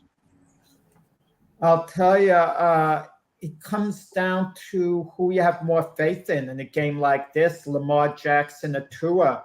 I know Miami got off to a happy start, but Tua really didn't play that well. Let's be honest about it. He managed the game, and you saw Lamar Jackson against the Jets. There's a certain energy. You know what I like about Lamar Jackson? Unlike some of these other quarterbacks, he's not sulking about his contract. He played happy, played enthusiastic. He looked like the Lamar Jackson of old, and he's staying in the pocket. People aren't recognizing that. He's not a bad pocket passer. It's just in comparison to how he runs. Okay, he's such an outstanding runner that people don't realize he's not bad in the pocket. And I like Baltimore in that game to beat Miami. It's in Baltimore, too, which helps a little. I agree. I actually have that the same way. I think that Tua, it doesn't matter that he's got that receiver and that they have a halfway decent running back. I still think that he's going to fold under the pressure, and he's just not going to be able to carry over any momentum from last week. I went up against the Patriots team that just wasn't very good last week, and that this week they're going up against a Ravens team who was already 4-0 in this season, since we don't count preseason very much. So ultimately I think that this is going to be like a 27-11, 27-10 game, that they're not going to score a lot of points there in Miami. And I think the Ravens defense has gone back to what it was before too. I think they'll stop Miami. I think they got a better running game than they've ever had with Lamar Jackson and the running backs, a better passing game. I think all facets of the game. I think that the Baltimore is far ahead and shoulders. In fact, I think, guys, Baltimore might go to the Super Bowl and win it this year. It's a possibility. Wow.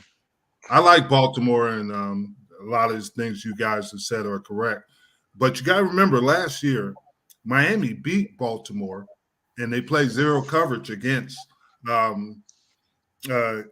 Baltimore and gave Lamar Jackson problems. Yeah. And I'm sure they're going to try that again this year. But I think they understand how they're going to be attacked. And I think I don't think it's going to be a score where, 27.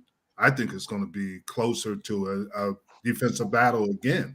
And obviously you got to always worry about Tyreek Hill if you're Baltimore. But I just think that Baltimore is going to win it, and maybe by 3 points at the most. Jim, Miami has a new coaching staff. So whatever happened last year. But they can look at the film. They're going to research the film and how they defended Lamar Jackson and utilize some of that. If Miami is struggling on offense, really struggling, Teddy Bridgewater is the Dolphin backup, and he's arguably the best backup quarterback in the NFL. Arguably, if we go look at all the backups, do you think Tua might get taken out actually during a game if he's ever struggling badly? Not this early in the season, I wouldn't think. And guys, does Tua get hurt again? I mean, that hip. I mean, if I was the Pittsburgh Steelers, I'd be roughing them up the whole game. You're not allowed to hit the quarterbacks hard in this day and age. You can't do it.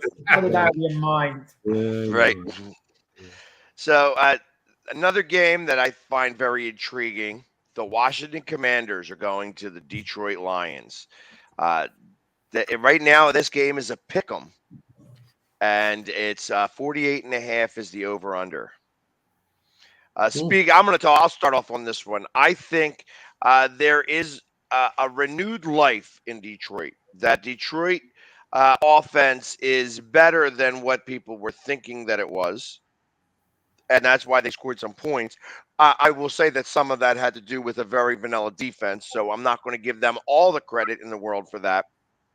But they did run the ball an awful lot, and their defensive coordinator blitzed 40% of the time and was chasing Hurts all over the place.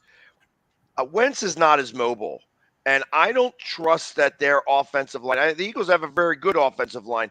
Washington is not near as good. I think that Wentz is not going to be able to get away the same way that Hurts was. I kind of look at this as a good game for the Lions. They're going to get on the win column. I have this one as a 26 to 17 game. I'm with you, Pags. I think the Lions win this easily. I think that the defenses are at least equal. I mean, Washington has a great defensive line too, but I think overall the Lions have a superior team than the Commanders. Maybe the coach of Washington gets the edge a little bit there, but I think the talent on the Lions is a lot more than the talent on the Commanders. Now, Dan Campbell prides himself on being an old-time tough football coach. And those old-time tough football coaches kept pounding the ball. You know, they didn't turn it into an air game, which is the modern NFL today. DeAndre Swift, can he run against Washington? Can they establish a running game? Jared Goff, I think, is actually taking his game up a little. He's never going to be an elite quarterback, but he might be a middle-of-the-pack quarterback in the NFL.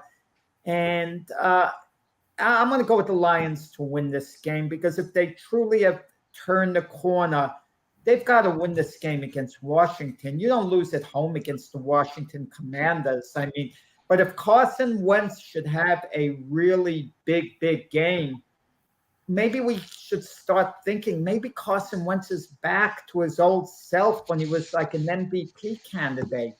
So this game to me is very intriguing. But when all's said and done, I think it's going to be higher scoring than people anticipate, and the Lions are going to win. I'm going to go with the Commanders. I think the Commanders are going to play better, and I think they're going to make Detroit make mistakes. I think Detroit will play hard, but they don't know how to win.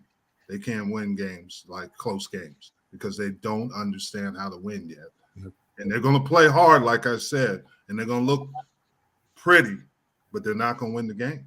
They're not going to win. Commanders will win. But Jim, does Washington understand how to win any more than the Commanders? I mean, even when Washington won the division, I watched 8 games. I have Sunday ticket. I watched 8 games. I watched the Commanders, and they didn't beat a Jacksonville team they got to learn how to win. But I think the Commanders are better than they were last year, and they can run the ball too. And I think they're going to win. That's funny. I'm sorry, I had to put that one up there. Pickles coming up with some jokes today. All right, next, it's the battle of the 2 Super Bowl champion coaches that coached in the same on the Eagles. The Indianapolis Colts are traveling to Jacksonville to go against the Jaguars. This line, interestingly enough, is only a 3-point line, which is surprising. I would expect it to be a little bit more. And the over-under at 44. That is something. I think the Vikings win, though. I think. Well, we're talking the Colts and Jaguars. Oh, sorry. I didn't know we were talking Colts and Jacksonville. I go Colts then. I think Colts have a better team. I guess if you look at score, they're fairly even. I mean, the Jags, quarterback-wise, running game-wise, Colts do have probably the best running back in the NFL, but defensively, it's still close. But I'm going to go with the Colts. I think the Colts squeak one out here. Yeah, talk about a team growing up. We're waiting for Jacksonville to show indications that they're growing up. I mean, we can't blame Urban Meyer anymore. One big thing in this game could be the co-receiver, Michael Pittman, being out because Indianapolis needs all the help they can get. And Matt Ryan, how much does he have left in the tank? You know, that's a big question. They can only run Jonathan Taylor so much. But you would think the Colts would have a better team because the Colts truly are supposed to be a contending team this year for playoff position. And Jacksonville were waiting to see them take the next step. They didn't take it last week against Washington, and I was a little disappointed in that. Like I was disappointed in Indianapolis, but at least they rallied to get their tie against Houston. They came back. I think Indianapolis gets the win over Jacksonville today. I'm going to go with Jacksonville. And the reason is that Indianapolis still, like we've talked about, the Texans have a new coach. They don't have a great quarterback, but the Texans should have won that game. They should have won that game. And I just think you're saying Matt Ryan's not a great quarterback? No, he isn't. And I think I they're agree. overrated. I think the defense is overrated too. They got too many injuries on their defense. And it wouldn't shock me if Jacksonville wins this game. I think Doug Peterson is an underrated coach because he's taken that team looked totally different against Washington than they have in the past couple years. And They lost, Jim. They lost. But they look better, and I hate to say it, they look better at losing. They look better. And I'll tell you, I think that Doug Peterson knows exactly what Frank Reich is all about. I think that he's going to be able to, like, Frank Reich hasn't changed much at all from when he was with the Eagles to now. So I think that that's going to really come in handy for him. You're going to see the Joey Lawrence show start today. Joey Lawrence is going to have a great game. I would see maybe like 300 plus yards passing, 4 touchdowns thrown, that they're going to be able to move the ball against the Colts. And it's going to be somewhere like 33 to 17, 33 to 20, maybe, just like they're not going to be able to keep up with them. I have the Jags winning this game pretty handily. How about the quarterback for the Jaguars, Mills? I mean, Mills has got a bright future. He's a good quarterback. With the Texans. I mean, with the Texans, right? He's got a great future ahead of him. So why are we not talking about Mills? I'm not that sure about that. We haven't got to that game yet. Yeah, we'll be back. We'll down there. We got a few more games at 4 o'clock. Right. No. Max referring because last week Indianapolis did play Houston. So right, and Houston was able to stay in that game. I don't think Houston is good, and I think that game is indicative of what the Colts are. They are. The Colts were down 20-3, and they came back, and it was a tie, which was a big disappointment. But at least it wasn't a disaster. They cut their kicker after that game, didn't they? They should have. Yeah, they cut their kicker. Yeah. So, going to the 4 o'clock games, the Atlanta Falcons travel across the country to face off against the LA Rams. The over-under is 46.5, and the point spread is 10. Listen, is there any question? I think we all would agree that the Rams are a much better team than the Falcons. They got a better defense. They got a better offense. They're better at everything. The Rams win this one easily. I don't agree with the easily part. Okay. I think that the Rams win. I think it's going to. If I was taking the points, I would take Atlanta with the points. I think Atlanta keeps this close. I think that Cordarrelle Patterson's actually for real. He's been doing it for a couple of years now, and he did it again last week, even in the loss. I think that you're going to see a Falcons team that is similar to the Lions team last year, that they are going to play tough, that they are going to keep games close, but they are going to lose, and they're going to lose a lot. And that's what I think happens here. I don't think that the Rams go away winning this game and feeling good about themselves. I feel like they win and it gets a W, but it's not. It's going to be a lot closer game. I have it at like 27-25. Jalen Ramsey, I want to see how he bounces back because, potential Hall of Fame and Jalen Ramsey, he was terrible against Buffalo. And he's gotten a lot of bad publicity, and he's trying to downplay it, saying, I played worse games before and I bounced back. But this is Atlanta with Marcus Mariota going to play the defending Super Bowl champs in L.A., and Atlanta had to be disappointed. They had the game 1 against New Orleans. They let that game get away. And sometimes we overthink a game. I mean, the Rams just are better. They have to be better. If they can't beat Atlanta at home, you could, I don't want to say write them off as far as repeating as Super Bowl champions, but they're in serious, serious trouble that would go beyond an 0-2 record if they can't win at home against a team like the Atlanta Falcons. I agree, Mac? but all 18 fans that they have there in attendance should be really happy. You want to go, Mac? No, go ahead, Jim. Oh, I think the Rams are going to cover. I think they have no choice. Just of the things you mentioned is that they got to play well this game because that was a brush fire against Buffalo, and they got to find it. Ramsey's got to play better, and we always talk about their defense, but Stafford's got to play better. I mean, we don't know the extent of his injury to his elbow, and maybe that's affecting him. But they got to that whole team has got to be, and maybe they do have a little hungover from the Super Bowl.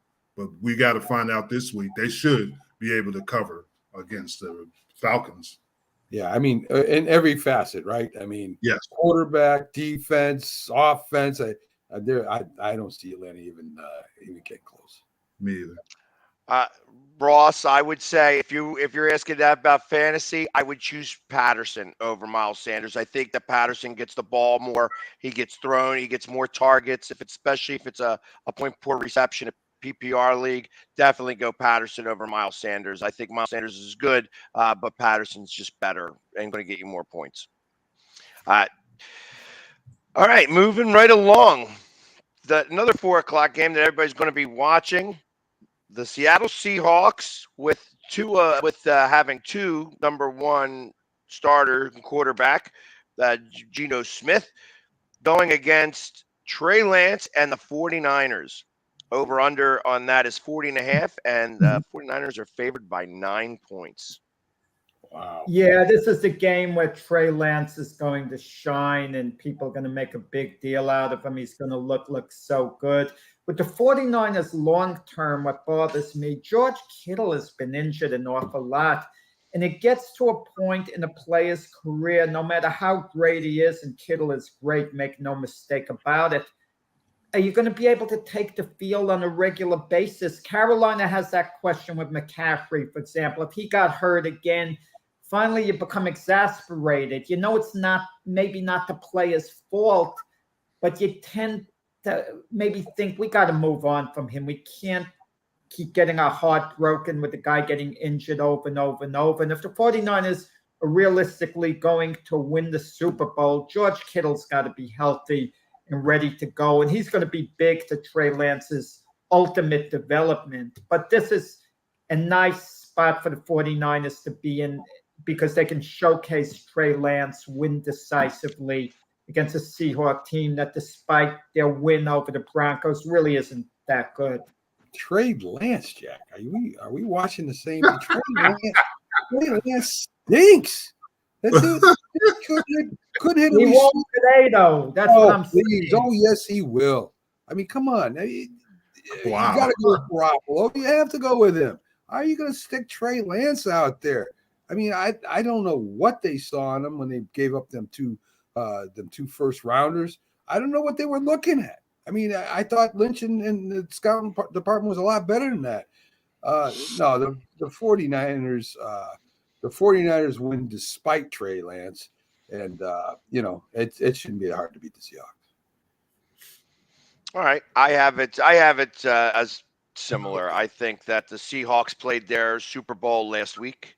They're going to, they partied in the locker room afterwards like they just won the Super Bowl. And I think that there's going to be that Super Bowl hangover from last week, and that's going to carry over, and the Seahawks are going to get crushed here. This is my blowout game of the week where I think that the 49ers win this game like 31-6. I could see the 49ers blowing them out because I think what you guys are saying, but 49ers have more talent, regardless of Trey Lance, with Samuels and Brandon Ayuk and the people they have on their defense. Their defense is pretty darn good. And I just think the 49ers are going to get after them. I would agree with that. So, all right, now we have the Houston Texans traveled to Denver to face the Broncos. The Broncos are a 10-point favorite, and it's over under a 45.5. You got it. Good, Jack.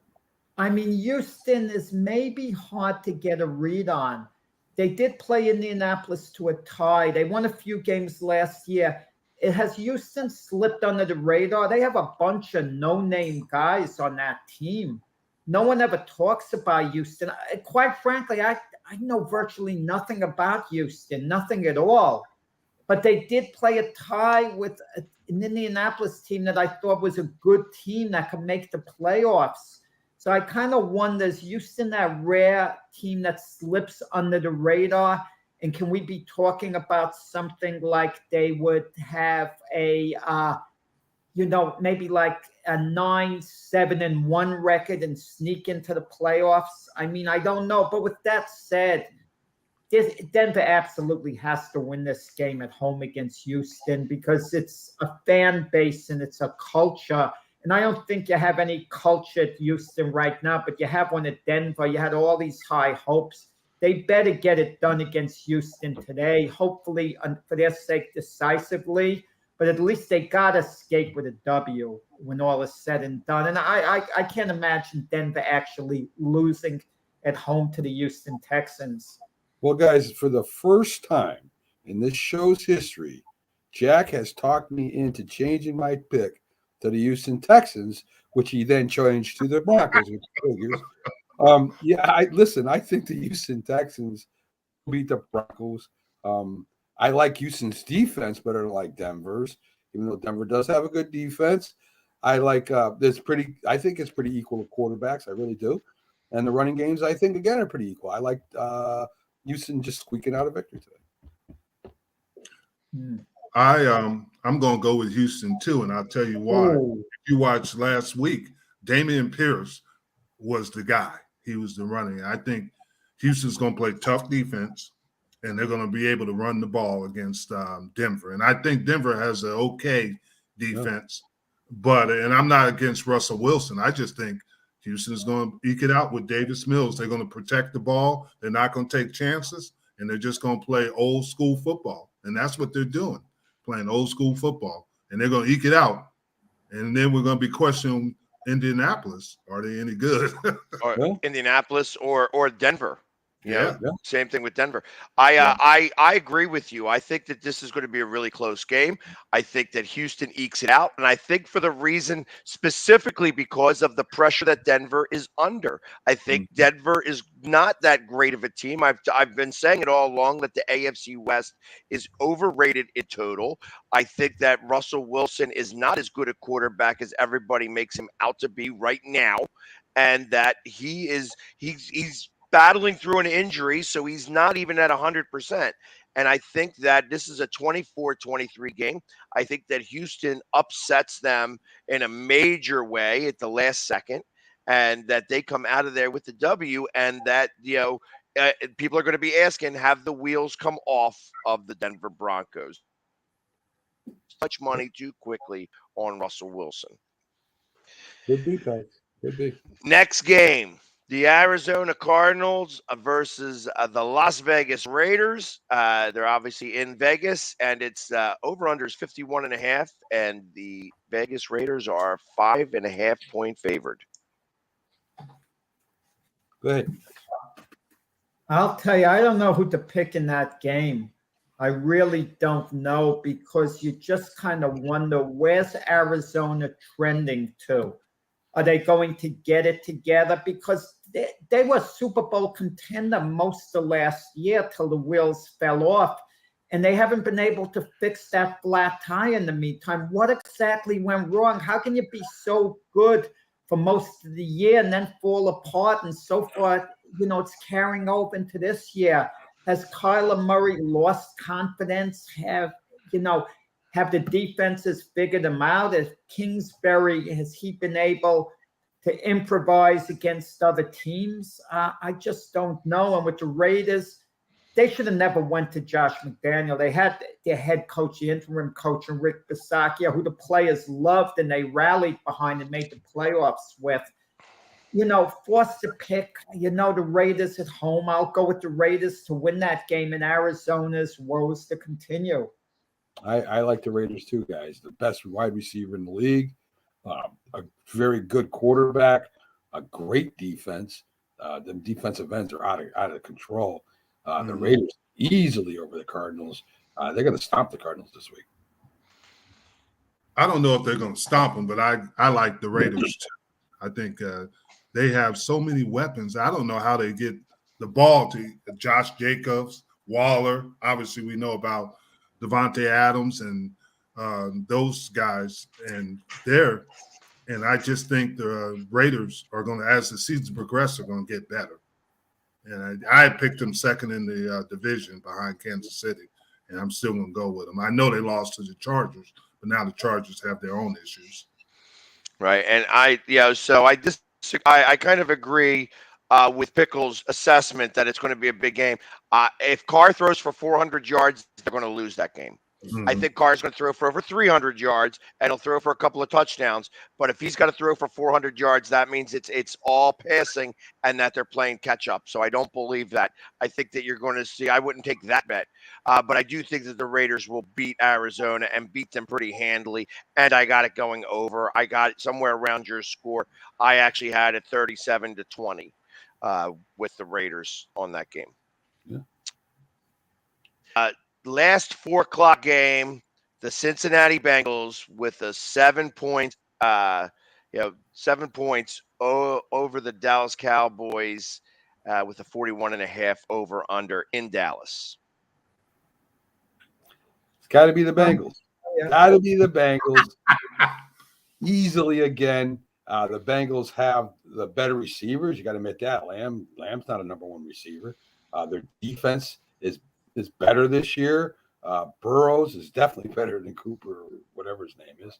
And, and listen, I mean, I'm sorry, Jim, but the Bengals are going to destroy another big win, a big spread.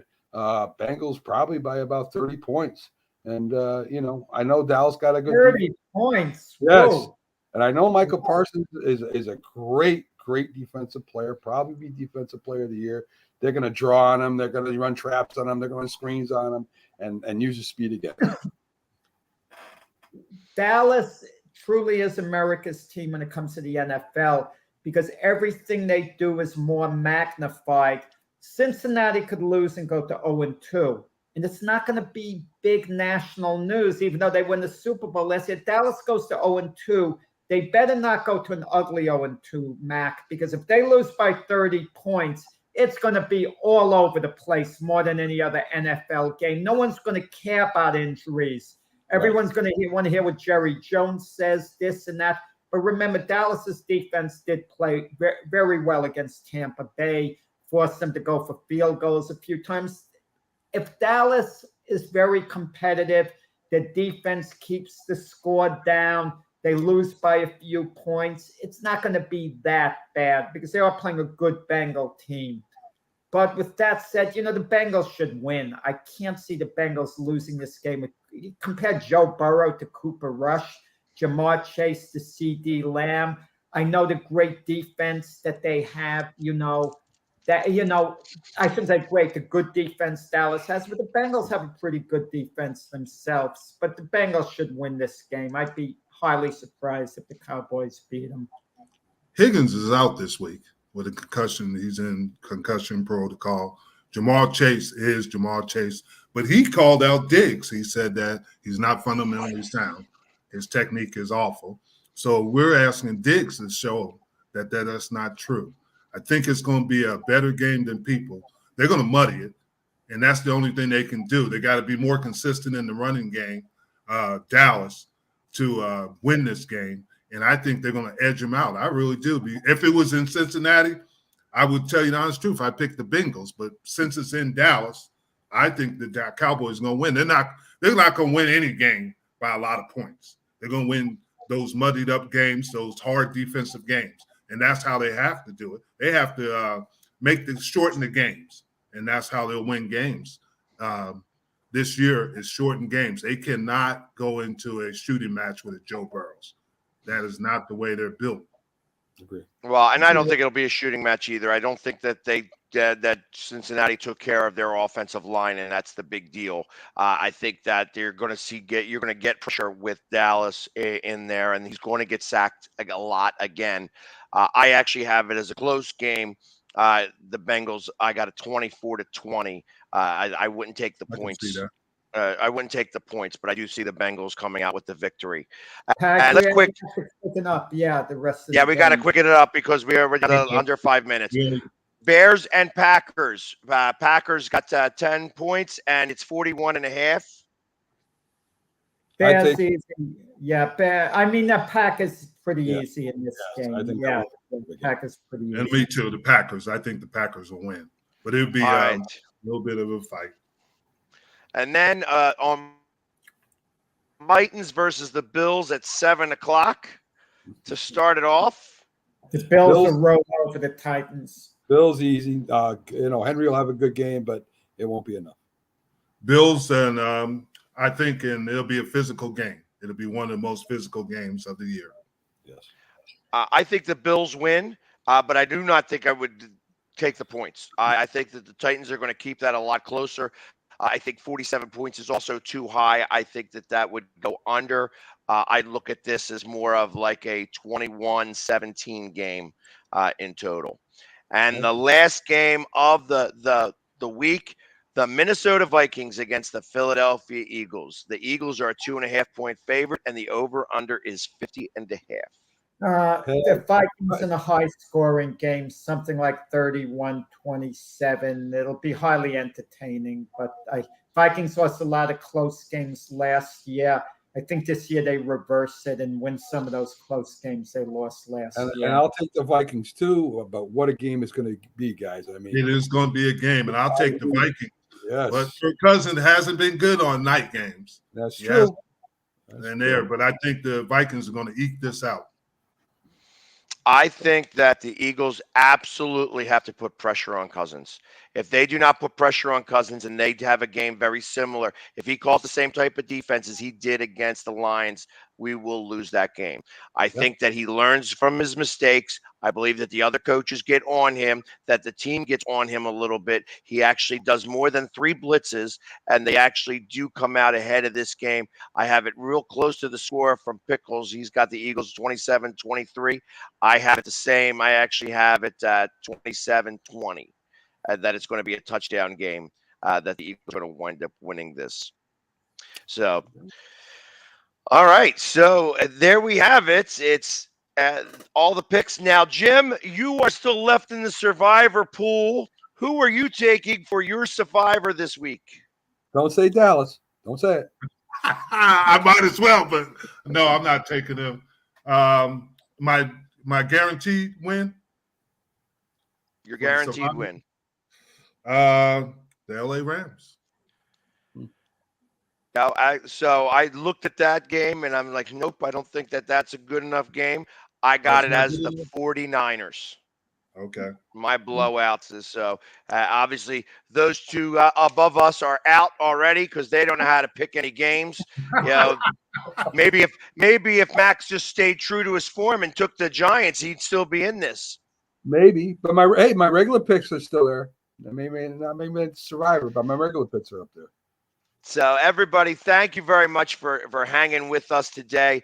Enjoy a full day of NFL. I get to sit around and do nothing all day today except watch football, which I'm really excited about. I might even go and live stream and color commentate on whatever game I see, just because it's going to be that. I got to go to the game today. I got to work the Cowboys game. So you're going there. Tell True Blue I said hello, and I hope you guys lose well. You take the loss. That they're doing like the samurai suicide, where they get the sword and just stick it in there and go and die gracefully. With honor. Is there that cowboy, that black guy that used to run up and down against, he was a lot. Well, is he still Cowboy around? Ray? Yeah. He passed away. Oh, I'm sorry. It was Hey, his, and real quick on this one, just because for fantasy, I would take Stafford over Murray and Harris over Edmonds on both cases. yes. Listen, guys, thank you very much, everybody, for hanging with us today, and we'll see you guys next week. Everybody enjoy a great day of football and take care.